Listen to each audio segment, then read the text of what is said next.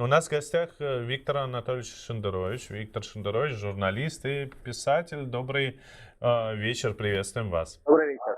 Добрый вечер. Здравствуйте. Виктор, у нас такой вопрос. Вы, может быть, видели сегодня достаточно странную вещь. Кулич, на котором нарисована буква Z. И, честно говоря, у меня настолько это вызывает какое-то противоречие и удивление, и вообще, что хочется спросить, это вообще что? Ну вот как можно вешать, по сути, свастон на пасхальные куличи? Как это вообще объяснить? Иван, мы видели, если вы помните, георгиевскую ленточку на лифчиках и на ошейниках собак. Да? Я не думаю, что нас что-то должно удивлять. Ну да, вот эти особенности патриотического вкуса. Я не думаю, что это стоит всерьез обсуждать. Это симптоматика. Симптоматика совершенно, как мне кажется, очевидная. Это симптоматика деградации, прежде всего, интеллектуальной деградации в том числе. Когда вы в связи с этими буквами Z, этими, так сказать, назовем их флешмобами, да, с выкладыванием детей, когда вы этот административный восторг пытаетесь провести по линии убеждений, идеологии, мне кажется, это ошибка. Мне кажется, это ошибка. Я сейчас на Западе, и вот то во Франции, то в Германии, то в Польше регулярно комментирую эти кадры с Путиным и Лужниками как свидетельство поддержки. Я везде рассказываю, как выглядит эта поддержка крупным планом, да, как выглядит она вблизи, когда людей, несчастных вассалов, автобусами свозят, загоняют как стадо за оцепление, не выпускают наружу пописать, не отпускают, да, не дают расходиться. А потом с видом сверху, там, для Эрнста, для Останкина, это все выглядит как поддержка. Нельзя говорить о рейтинге в тоталитарной стране, нельзя говорить о поддержке применительно к вот в Пхеньяне, да, в Пхеньяне все довольны. Это вот я сейчас в Париже, тут все недовольны. Кого не спроси, кто-нибудь чем-то недоволен. Правительством недовольна половина. Да? А в Пхеньяне все довольны правительством. Вот разница между Парижем, да, и Пхеньяном. Говорить о социологии нельзя. Мне кажется, что мы делаем ошибку и как бы подыгрываем невольно, когда соглашаемся разговаривать в этой плоскости. Виктор, а скажите, пожалуйста, а как вообще вот в украинском обществе есть такая совсем радикальная позиция, что все россияне на самом деле тотально виноваты в этой войне, начиная от нас с вами, заканчивая, ну, приравниваются все, обобществляются. Их можно понять, эту позицию, ну, потому что у них есть враг, и вот они пытаются обобщить этого врага, но как с этим, как объяснять на самом деле? Вот просто пытаться интеллектуально книжками объяснить, что ну не все люди, имеющие российский паспорт, на самом деле враги. Есть те, кто понимает, что происходит. Как доносить эту позицию на самом деле до более широкого круга, а не оставаться в какой-то там Facebook-тусовочке, не оставаться с группой людей, которые смотрят наши эфиры. Вы знаете что? Я скажу так, люди разные, что 140 миллионов россиян, что 50 миллионов украинцев, они разные люди. И кому-то это не надо объяснять, кто-то это понимает. Я думаю, что объяснять это не время сейчас, не время сейчас. Понимаете, вот было стихотворение, там, Оренбург, Симонов, да? «Убей немца». Сколько раз увидишь, столько раз убей. Это было очень хорошее, правильное стихотворение в 1942 году. В 1945 году уже нет, в 1946 недопустимое, а в 1942 правильное. Контекст очень важен. Сегодняшний контекст, вот буквально сегодняшний контекст, делает совершенно невозможным эти подробности для украинцев. Вот сейчас вот поймать какого-нибудь, отловить украинца и ему объяснять, что мы хорошие, это немножко не вовремя. Сейчас надо сделать все для того, чтобы Путин проиграл в этой войне. Чтобы помочь Украине победить в этой войне и миру, победить и России. Чтобы имперский Путин, вот это вот чудовище, да, чтобы он проиграл в этой войне. А потом настанет тяжелое, мучительное время. Оно, конечно, настанет. Оно будет очень мучительным. Аналогия, да, вот эта немецкая литература руин, Генрих Бёль, Гюнтер Грасс. Но это может случиться только после 1946 года. Поэтому сегодня это объяснять довольно бесполезно. А все остальное это личный уже фактор.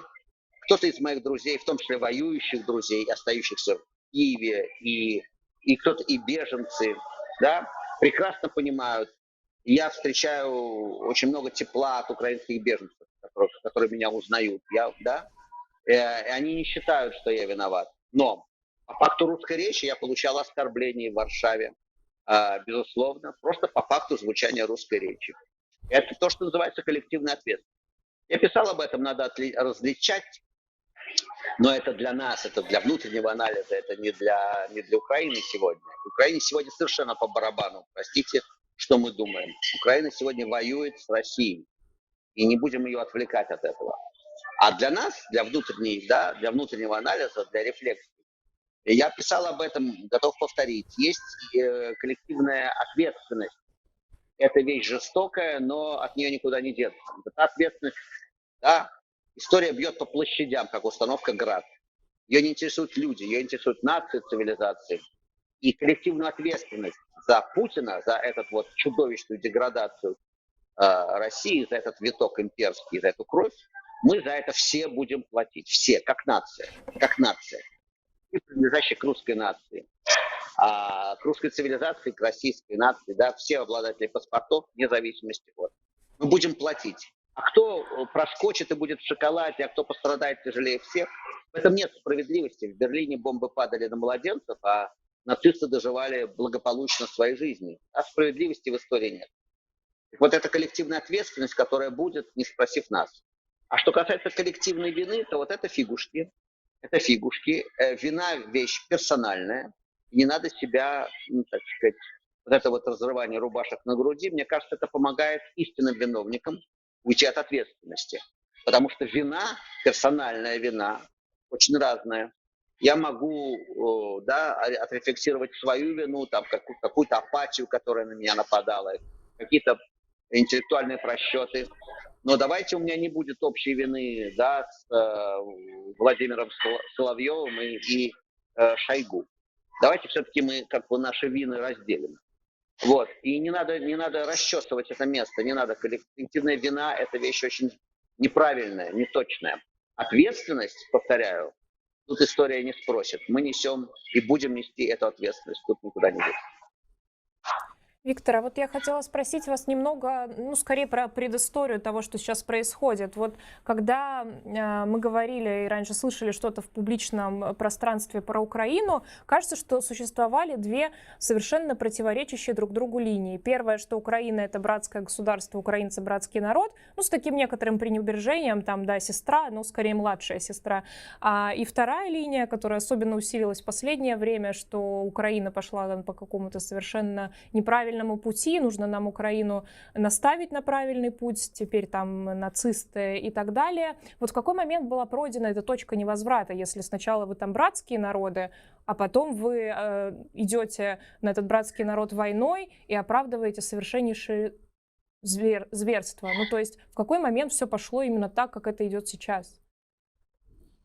Я думаю, что это не очень точная постановка вопроса, потому что риторика меняется и может еще измениться. Она даже за время этой войны, да, менялась пару раз, да, в зависимости от... У них, это же Оруэлл, вчерашних газет нет, да, будет та риторика, которая выгодна и нужна сегодня. Никто не вспомнит про вчерашнюю риторику. То есть вспомнит, но вспомните вы, а те, кто едят с ложечки, так сказать, со Останкинской, ничего не проанализируют. В этом смысле риторика будет такая, какая нужна сегодня.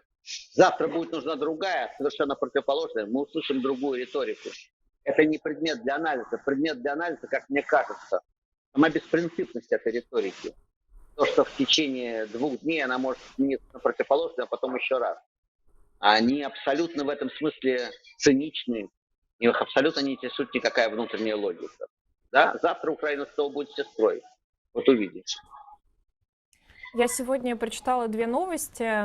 Первая, ну, они обе про школу, про школьное образование. Первая новость, что теперь вводятся с 1 класса уроки истории, ну, там какая-то странная формулировка исторического просвещения. Вторая новость, что теперь во всех классах, во всех школах будут петь гимн России перед началом учебной недели. Да вроде бы, ну, прям вот так вот, если посмотреть отдельно, да, вне контекста, вроде бы ничего страшного. Но зная контекст и понимая там ситуацию в России сейчас, конечно, настораживает и заставляет тревожиться эта новость. Вот насколько, по-вашему, эти новости важны и страшны? Означает ли это, что теперь, ну, по сути, с первого класса будут готовить, я не знаю, людей, которые пекут куличи на Пасху с путинской свастикой, с этой буквой Z? Послушайте, мы уже видели младенцев, обряженных в красноармейскую да, форму с пилоткой. А они подонки, они с криками о том, что, так сказать, лишая родительских прав родителей, которые взяли ребенка на митинг, они сами занимаются растлением малолетних уже много лет напролет. Это все чудовищно. И это поставлено все на сегодня на абсолютно законную основу.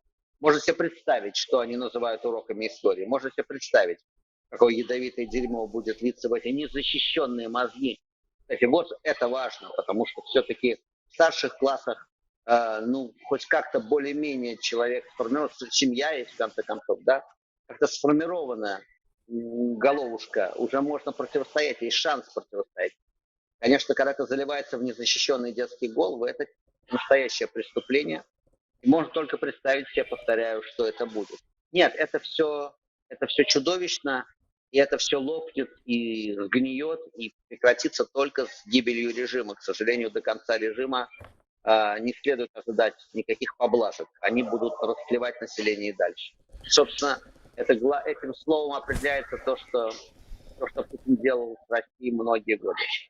Виктор, скажите, пожалуйста, вот раньше я для себя на все тяжелые ситуации, да и многие защищались от психологически попыткой, ну, как-то шутить, что ли, попыткой с улыбкой смотреть на ситуацию. После то, что происходит в Украине, это невозможно. Ну, то есть это невозможно, тут никакая сатира невозможна, ничего невозможно.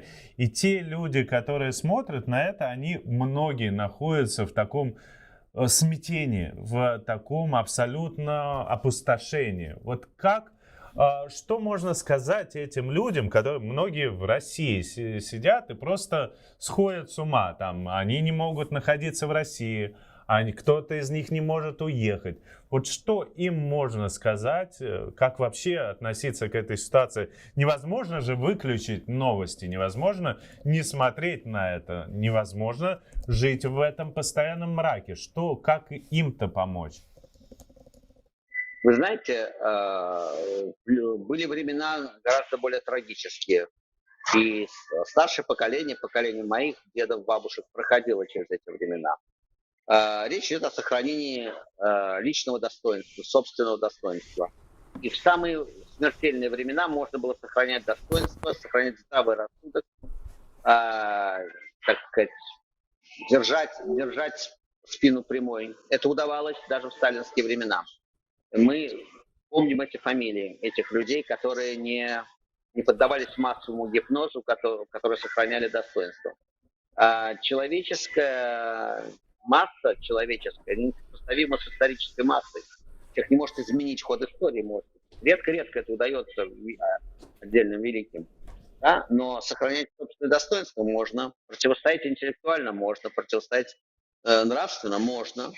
Делай, что должно, и пусть будет, что будет. В этом смысле ничего нового в текущие времена не дают. Повторяю, люди жили в гораздо более тяжелые, смертельно тяжелые времена, сохраняя достоинство. Надо учиться у них. Как скоро вы ожидаете, что из этого можно выйти? Как долго еще будет это длиться? У вас есть какой-то прогноз? Прогноз есть, он не лучший для нас с вами, он вполне благополучный, может быть, с точки зрения истории, длинную, в расчете на десятилетия, да? Но в расчете на человеческую жизнь прогноз печальный, это будет долго еще гнить, с точки зрения человеческой жизни долго, десятилетия, да? Это будет, к сожалению, гнить. К сожалению, Путин живым от власти не уйдет. К сожалению, это все будет гнить и дальше.